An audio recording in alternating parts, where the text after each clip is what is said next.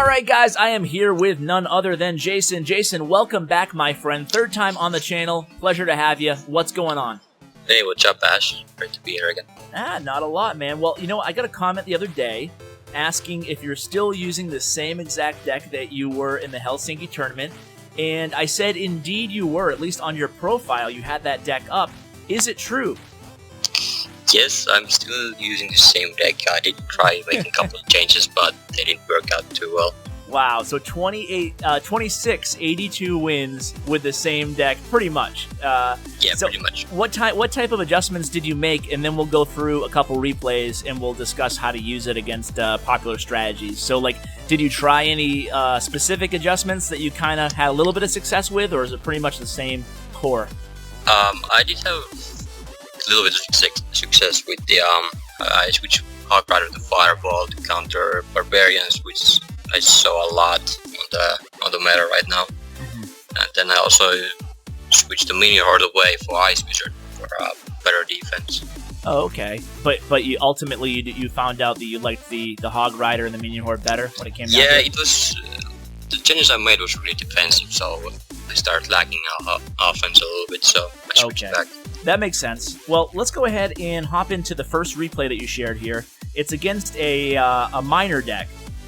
So yeah, minor Hog Rider. Yeah, so let's go ahead and whenever you're ready, we'll go ahead and press play, and you can kind of walk us through your general strategy against a minor Hog Rider deck, and then after this we'll do a Royal Giant one. So just let me know when you're ready, and we'll press play. Alright, I'm ready now. Alright, here we go. So, right off the bat, you can tell that you're an underdog. Now, do you play things any extra conservatively or defensively if you know that you're the underdog card level-wise, or do you play the same type of game no matter what? I try to be a little bit more careful on if I'm lower level, since they can do so much more damage, so much quicker as I'm lower. So at first I always focus on trying to get the elixir down. What I did a mistake on is I put it at the back when I knew it might, or I had a hunch it could be a minor deck since there's a lot of meta, so I put it in the middle, so both crown towers protect the elixir collector. So and yeah, go ahead. Yeah, sorry, go ahead. So I was saying I just put the Hog Rider down to try see what cards he has and try bet them out. And right there, he zap killed my minion horde, so that's dirty. That always feels bad. Yeah, that's always very dirty. Having that zap 2 levels above the minion horde feels really, really dirty, you know? So he does a lot of damage to you early on here, but you're actually able to come back. So at this point, are you panicking?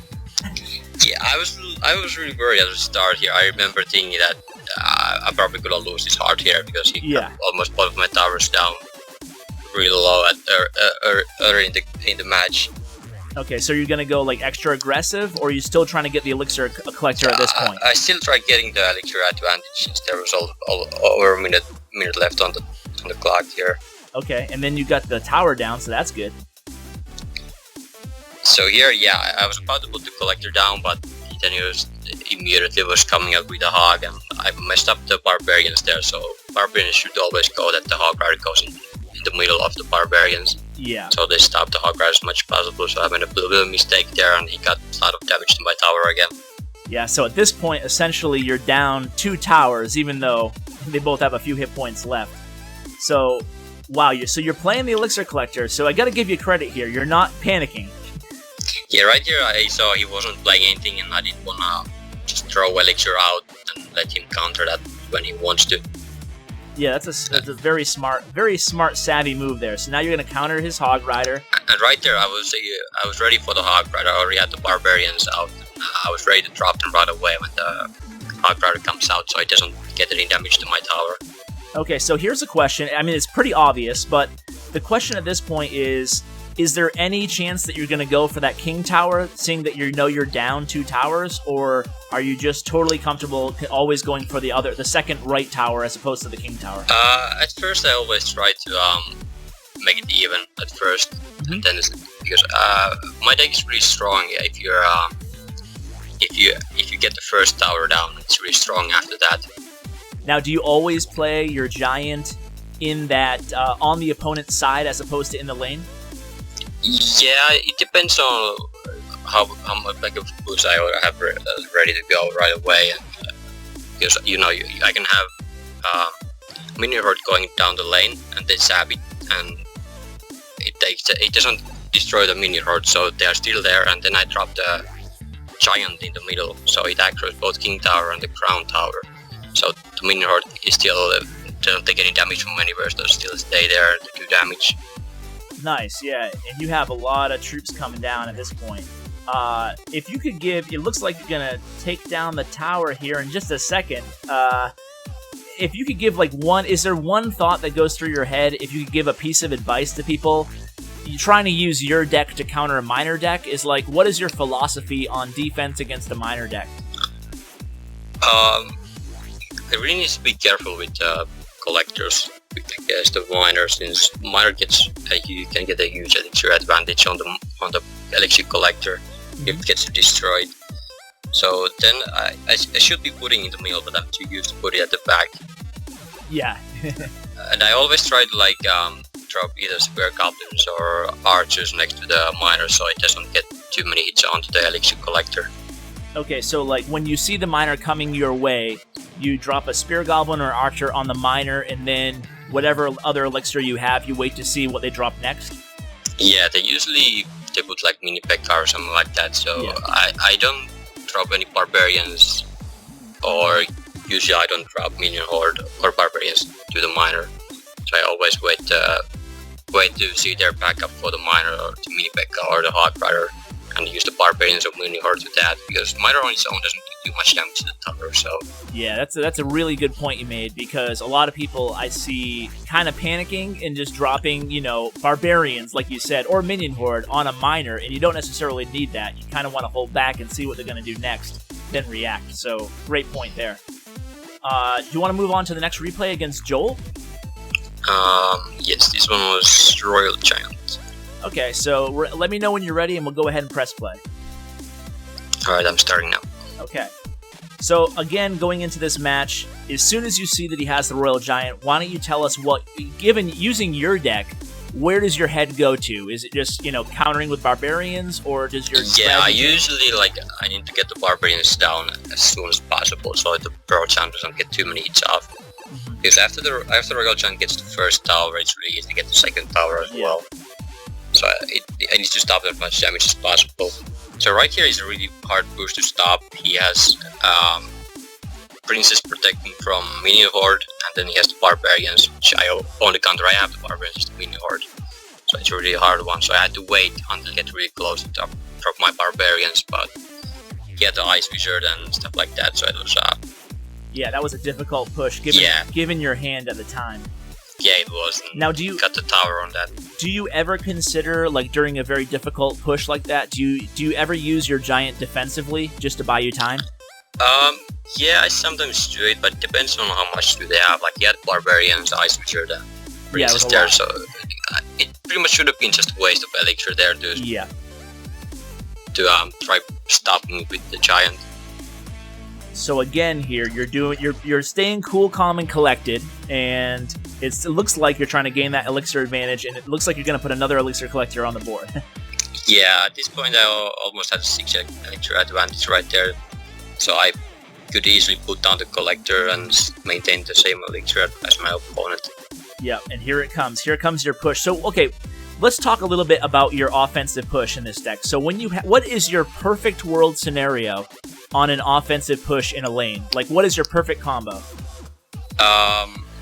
Usually I just go with the giant. Just giant and archers, spare goblins. Like, I try to bait their barbarians out, because that's usually the strongest counter to giant, so I try wait it out and wait until they use the barbarians or something else like Hog Rider, and then I push with the giant. Okay, so here you have it right now, the giants, barbarians, and archers on the board. So normally, if you didn't play that Royal Giant, you would have just done the giant and the archers, and then just waited to see what he did? Yeah, and I knew he had the barbarians, so I dropped my barbarians as well to protect the Royal Giant a little bit. And then because barbarians and archers usually take care of barbarians behind the giant pretty easily. Yeah, and as you can see here, with your minion horde and your barbarians, you're really able to always have an answer to the Royal Giant. So with this deck, because if you don't have one, you usually have the other. Yeah, usually there is two counters for the Royal Giant, is the minion horde and barbarians. Oh, you were so close to the 3 crown. Yeah, just time ran out, and right there, that was the end. I dropped the Giant just in time to protect the minion horde, and the minion horde did the work. Ah, so cool. Well, dude, thank you so much. I think you covered a lot of tips. It feels like you were on for only a few minutes, but it's already over 10 minutes. So thank you so much for coming on again. Is there any, I guess I want to ask you before you leave 2 questions. Number 1 is, any word of any future tournaments that you might be participating in? Well, I've been trying to get into Super Magical Up each week. It's the weekly tournament been running for, I think it's the 8th one now coming up this week. Oh, nice. Yeah. So a lot of our guys do that. It's really popular, so I try to get into that just to see how I do, and it's just for fun. I don't expect to win or anything. Nice. And the second question is, you may have people may have noticed in the chat here, but today we have a new recruit in Elite Gaming, and it's none other than Steroidy69, the guy that you beat, the second place, the guy who took me out in the finals, or on the main stage, I should say, and the guy who you beat for the championship. Now he's in our clan, so looks like there's going to be a little rivalry there. Are you interested at some point in the future in maybe having a rematch between you and Steroidy? I might, depending on my mood, I might. Yeah, match him, see how you're already the champion, so you don't have a lot to lose here, so you have to kind of weigh your options, right? Yeah, I don't think he's going to be tilting anymore on the friendly battles, since we're not on stage. Yeah. All right, well, Jason, I'm sure a lot of people will let us know in the comments if they'd like to see that, but we'll see what happens. But thank you so much again for coming on. Again, you're a wealth of information on the game, and it's really a pleasure to talk Clash with you. Yeah, it was a pleasure being here. All right, man. Take care. Yes, yeah.